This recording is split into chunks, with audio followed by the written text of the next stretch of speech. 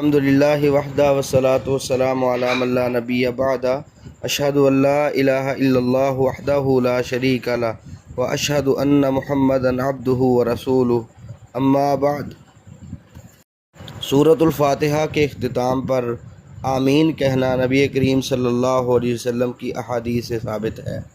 دکتور سلیمان بن ابراہیم بن عبداللہ اللاہم اپنی تفسیر عون الرحمن فی تفسیر القرآن جلد 1 صفحہ 312 میں یہ بات لکھتے ہیں کہ جو قاری ہے وہ آمین کہے گا، سواء کان فی الصلاۃ او خارجہا، چاہے نماز میں ہو یا نماز سے باہر، اماما کان او مأموما، چاہے امام ہو یا مقتدی ہو، او منفردا فی صلاۃ جہریہ او سریہ، چاہے الگ نماز پڑھ رہا ہو، جہری نماز ہو یا سری نماز۔ عند جمہور اہل العلم، جمہور اہل علم کے ہاں یہی موقف ہے۔ حافظ عبد المنان نور پوری رحمۃ اللہ علیہ نے یہی بات کہی ہے۔ فتح الخطاب فی تفسیر فاتحۃ الکتاب صفحہ 399۔ امام ابن کثیر رحمۃ اللہ علیہ تفسیر ابن کثیر میں کہتے ہیں، قال اصحابنا وغیرہم ویستحب ذلک لمن هو خارج الصلاۃ ویتعقد فی حق المصلی، کہ جو نماز سے باہر ہے اس کے لیے بھی یہ آمین کہنا مستحب ہے، اور جو نمازی ہے اس کے لیے یہ زیادہ تاکید والا معاملہ ہے۔ آمین کے کئی معنی کیے گئے ہیں، جن میں سے ایک راجح معنی جو ہے اللہم استجب کا ہے، کہ اس کا معنی ہوتا ہے اللہ قبول فرما لے۔ نماز کے اندر خصوصاً جہری آمین کہنا یہ نبی کریم صلی اللہ علیہ وسلم کی احادیث سے ثابت ہے، جیسا کہ ابن منذر رحمہ اللہ نے الاوسط میں کہا، قد ثبت الجہر بالتأمین رسول اللہ صلی اللہ علیہ وسلم من وجوہ، کئی اسناد سے نبی کریم صلی اللہ علیہ وسلم سے جہری آمین کہنا ثابت ہے۔ اس کے کئی ایک دلائل ہیں، مثال کے طور پہ صحیح بخاری حدیث نمبر 780 اور اسی طرح صحیح مسلم میں ابو ہریرہ رضی اللہ تعالیٰ عنہ سے مرفوع حدیث موجود ہے کہ رسول اللہ صلی اللہ علیہ وسلم آپ نے فرمایا، اذا امن الامام فامنوا فانه من وافق تأمینہ تأمین الملائکہ غفر له ما تقدم من ذنبہ، جب امام آمین کہتا ہے تو تم بھی آمین کہو، جس کی آمین فرشتوں کی آمین کے موافق آئی اس کے سابقہ گناہ معاف کر دیے جاتے ہیں۔ موافقت کا معنی یہ بھی کیا گیا ہے کہ اس کا مطلب ہے کہ فرشتوں کی قبولیت کے موافق، یعنی جس طرح فرشتوں کی دعا قبول ہوتی ہے اسی طرح اگر تمہاری قبول ہو جائے، اور اسی طرح یہ بھی کہا گیا ہے کہ اس وقت جس وقت فرشتے آمین کہتے ہیں اسی وقت تم کہہ دو، یہ موافقت ہو جائے تو اللہ صاحب کا گناہ معاف کر دیتے ہیں۔ اسی طرح دعا کے اخلاص کی موافقت بھی کہی گئی ہے۔ الاستذکار ابن عبد البر اور عون الرحمن فی تفسیر القرآن جلد 1 صفحہ 312۔ اور صحیح مسلم میں ابو موسیٰ اشعری رضی اللہ تعالیٰ عنہ سے مرفوعاً حدیث موجود ہے کہ جب قاری غیر المغضوب علیہم ولا الضالین کہے فقولوا آمین، تو تم آمین کہو، یجیبکم اللہ، اللہ تمہاری دعا قبول فرمائے۔ ابو ہریرہ رضی اللہ تعالیٰ عنہ سے السنن الکبریٰ للبیہقی میں صحیح سند سے ثابت ہے کہ جب وہ آمین کہتے تھے تو آواز کو تھوڑا لمبا کیا کرتے تھے۔ آمین بالجہر کے قائلین میں امام شافعی رحمۃ اللہ علیہ، امام اسرم ہیں، ابن خزیمہ ہیں، ابن منذر ہیں، ابن القیم ہیں، علامہ سندھی حنفی ہیں رحمہم اللہ، اور کئی ائمہ نے تبویب بھی کی ہے، باب بندی کی اور جہری آمین کے الفاظ لکھے ہیں، جیسا کہ امام بخاری رحمۃ اللہ علیہ نے صحیح بخاری میں باب جہر الامام بالتامین، اور اسی طرح باب جہر المأموم بالتامین۔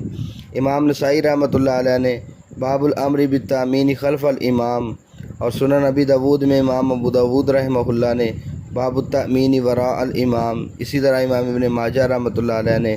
باب الجہر بآمین، ابن خزیمہ رحمہ اللہ نے بھی باب باندھا، بہقی نے باب جہر المأموم بالتامین یہ باب باندھا ہے۔ ایک اور دلیل ہے، نعیم المجمر کہتے ہیں صلیت وراء ابی ہریرہ، میں نے ابو ہریرہ رضی اللہ عنہ کے پیچھے نماز پڑھی،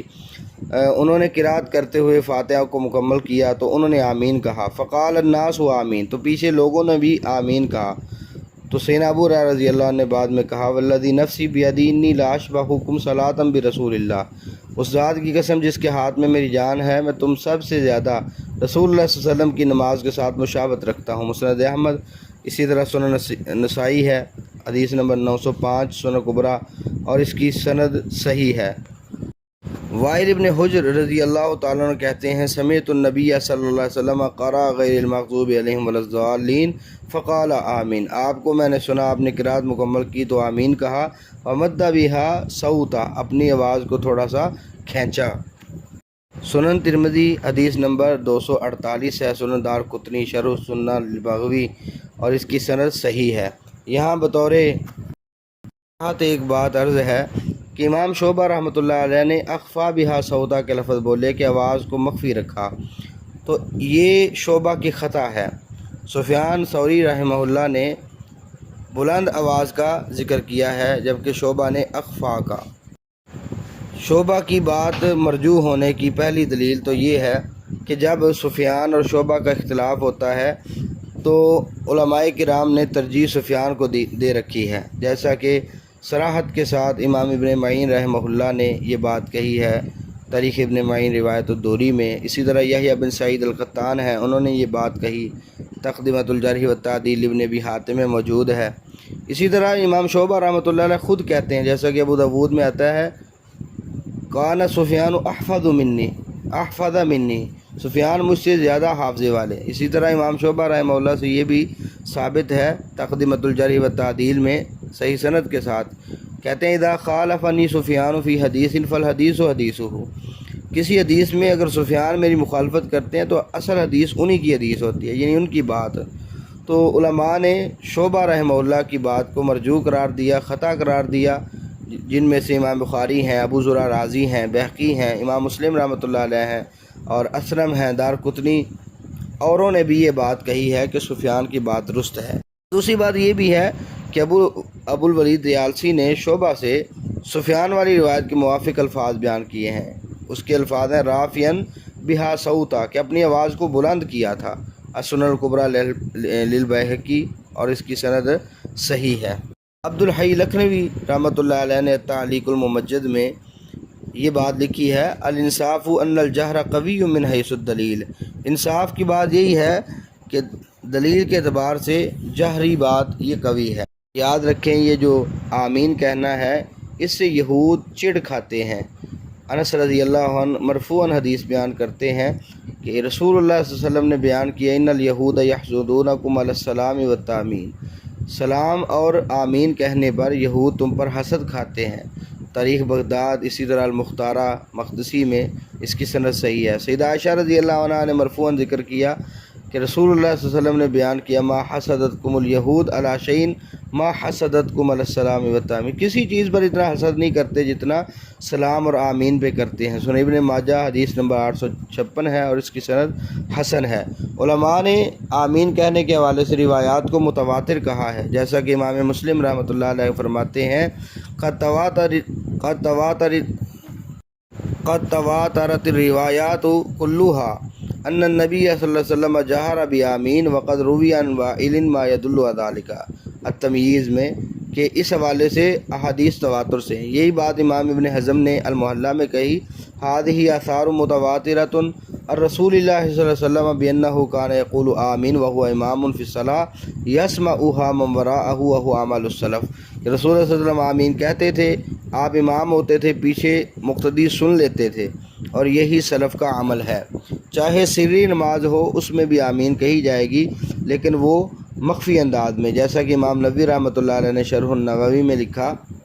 قد اجتمعت الامۃ علی ان المنفرد یؤمن وکذلک الامام والمأموم فی الصلاۃ السریہ، کہ امت کا اس بات میں اجماع ہے کہ منفرد وہ بھی آمین کہے گا، ایسے ہی امام ہو یا معموم ہو سری نماز میں بھی آمین کہیں گے، لیکن سری انداز میں۔ یہی بات امام سنانی نے کی ہے، ابو العباس قرطبی نے کی ہے، اور علامہ کاسانی جو حنفی ہیں انہوں نے بھی یہ بات کی۔ نبی کریم صلی اللہ علیہ وسلم سے اس کی مخالفت میں اور آمین نہ کہنے کے حوالے سے کوئی ایک بھی روایت ثابت نہیں ہے۔ بعض نے سیدنا عمر رضی اللہ تعالیٰ عنہ سے، سیدنا علی سے، عبداللہ ابن مسعود سے، بحوالہ شرح معانی الاثار، المعجم الکبیر طبرانی، المحلہ ابن حزم، اور الکامل فی ضعفاء الرجال، اور کئی کتابوں کے بعض اثار ذکر کیے ہیں جن میں سے کوئی بھی ثابت نہیں ہے۔ خلاصہ کلام یہ کہ نبی کریم صلی اللہ علیہ وسلم آمین کہا کرتے تھے سورۃ الفاتحہ کے اخیر میں، اور عموم سے یہی استدلال ہے، چاہے نماز ہو یا غیر نماز یہ آمین کہنی چاہیے۔ یہ نبی کریم صلی اللہ علیہ وسلم کی سنت ہے۔ اس کی مخالفت اللہ کے نبی صلی اللہ علیہ وسلم سے یا کسی ایک صحابی سے بھی صحیح سند سے ثابت نہیں۔ واللہ اعلم۔ السلام علیکم ورحمۃ اللہ۔